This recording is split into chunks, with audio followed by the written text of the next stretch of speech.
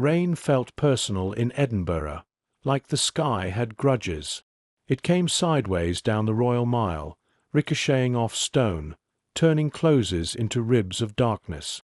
I kept my hood low and hands jammed in pockets as I paced past shuttered pubs, phone buzzing against my palm. The message was short. If you still want answers, Cowgate, 21:30. Come alone. A. A is for Ailsa, I told myself. Or for ambush. I'd been a reporter long enough to know when someone wanted me scared. Long enough to go anyway. It started with a bus crash 2 months earlier on Princes Street in rush hour. A cyclist swerved, a driver braked, and a double-decker mounted the curb. 3 injured, none dead. A small city story, forgettable by morning. Except the CCTV the council released looked wrong. A 2-second glitch before the swerve, a smear of light like a match struck against the rain. I wrote a line about it in the paper, an aside about missing frames. 2 days later, a parcel with no return address arrived at my flat in Loo. Then the phone calls started. Numbers that didn't connect if I called back. A hum on the line like the sea. I cut across to Cowgate, where the road dips under bridges like a river through bones. The city was a web of levels here, old and new stacked like lies. My trainers squeaked on wet stone. Somewhere uphill, laughter spilled from a stag party, too loud, too normal. I kept walking. The place A had named was a music venue with a fire door down a narrow wind. A chill crawled under my collar. I texted my colleague Saoirse my location and got only the spinning darts for a reply. Then nothing. Inside, the main room was dark. Stage lights glowed faint blue, casting long cables like snakes across the floor. At the bar, a lone pump reflected a warped me. "You're early," a woman's voice said from the shadows. A slim figure stepped into the light. Short hair under a beanie, dark parka dripping. She moved with a coiled caution I recognized. Not Ailsa. Not anyone I knew. "You, eh?" I kept it even. She nodded. "You wrote about the bus. You were right about the missing frames. Who are you?" "Someone who made a mistake." She glanced up at the ceiling as if it could listen. "They took something from me because I tried to fix it. They're going to take more." "They." She ticked off 3 fingers. "Council tech contractor. Private security for the tram extension. And a consultancy with a London postcode that exists mostly on paper. Call them whatever you want. They're the same people. They control the feeds. They control what's real. Evidence." She slid a flash drive across the bar. My palm itched. "Not here," she whispered. "Put this in your pocket and walk. Do not run. Do not look back. And you." "They're already here," she said, and smiled without joy. A door banged at the far end. Feet on stairs. She pressed her hand to my chest where the drive was, and I felt the tremor in her fingers. "Go." I went. Down the wind, into rain that felt colder than before. My breath came in harsh clouds. Behind me, the door opened again, then a man's voice, clipped and polite. "Evening." I didn't look back. I wanted to answer, but dread pinned my throat shut. I crossed under South Bridge, traffic rumbling overhead, and my phone vibrated again. Not Saoirse. Unknown number. I let it ring. I silenced the call and ducked into the archways of the station, where the rain thinned and announcements echoed. Waverley at night was a cavern of light. People moved in streams. I found a bench under the departures board and thumbed the flash drive for courage. Saoirse finally texted. "Phone died." "You good." I typed, "Meet me at the office in 20," and hit send. A second later, "Watch your 6." The unknown number called again. This time I answered. Silence, then that sea hum. A click. A man spoke. "Mr. Kerr." My surname sounded clinical. "Who's asking?" "Someone who worries about your safety. You picked up something that isn't yours." I looked up at the clock. 21:47. "A lost property man, are you?" "A beat, then. You put it in your left pocket. Now stand up, turn right, and walk toward platform 8. I didn't stand. "Police are closer than you think," I said, lying easily.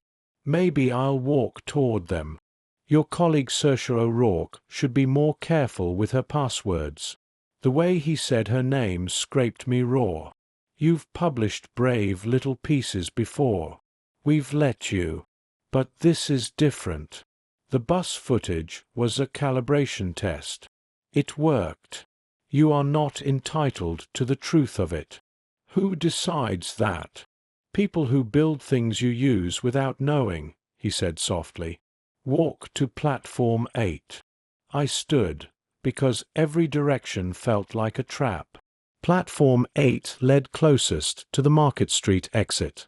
If he wanted me confined, he'd pick a dead end, not open air.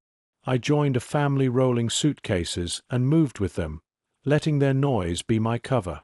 The roof shone with water. On the platform, a train idled. The windows reflected versions of me. "Good," he said. "Now drop the drive beneath the bench on your left. Then go home. You'll receive a parcel within a week. It will contain a retraction you will publish. We'll be finished." "And the woman at the venue?" A pause. "She was never ours." Meaning people get lost in cities like this. Rain helps. His tone chilled me more than the weather. I kept walking, past the bench he'd named, and out toward the exit. "I don't drop things on instruction," I said. "Meet me instead. Show me your face. You've already seen enough of it." The call ended. I stepped into Market Street rain so heavy it bounced off stone. Cars hissed by. Across the road, a black van idled, windows dark. A man in a fluorescent jacket crossed in front of it, hood tight, and I thought I recognized his gait from somewhere I couldn't place. He spoke into his sleeve, then moved on. Outside, sirens doppled somewhere up North Bridge, then went quiet. I cut past the station hotel toward the office on Cockburn Street, one of those bends that looks quaint until a storm. In the newsroom, the cleaner raised a hand as I came in, and I waved back. I locked myself in a meeting room, plugged the drive into a laptop we kept offline, and watched folders bloom. They were labeled by street names and dates. Hanover, Chambers, Lariston. A set from the night of the crash. A subfolder called Ghosting. I clicked it. My throat went dry. It was CCTV, but different. Feeds overlaid with heat signatures, odd ripples, angles I didn't recognize. In one, a figure crossing Prince's Street stuttered. A mark, like a crown of static, poised above his head. In another, the street flexed as a bus approached, as if the city had a pulse. Saoirse arrived soaked and furious, curls erupting under a scarf. "You look like you've seen a ghost," she said, then clocked the footage on the screen and the folder name. "Oh." We went through the files together. The overlays weren't heat signatures exactly. They were predictive paths, faint threads thrown ahead of moving bodies, jittering with uncertainty. At junctions, the threads tightened into a lattice. When a bus entered, the lattice blinked, and the vehicle edged toward the curb. "It's a model," Saoirse said, tugging her sleeves down. "They're training something on the live feeds." "For what?" "To choreograph the city," she said. Crowds, traffic, policing, logistics. You give a machine a target, fewest delays, fewest collisions, and it'll nudge reality to fit. If you nudge what drivers and pedestrians see, you can push outcomes. And the glitch. An adjustment. The system leaned the driver with light or signals. Or the driver's interface glitched via third-party software piggybacking the bus cameras. Whoever built this cut corners and tested live. On another clip, a high-vis man paused at a crossing and scratched his cheek. The crown of static brightened above him. The gate matched the man outside the station. Private security, I said. Or a contractor. Or both, Saoirse said. Look at the metadata. She tapped a line of code. A company ID tagged every file.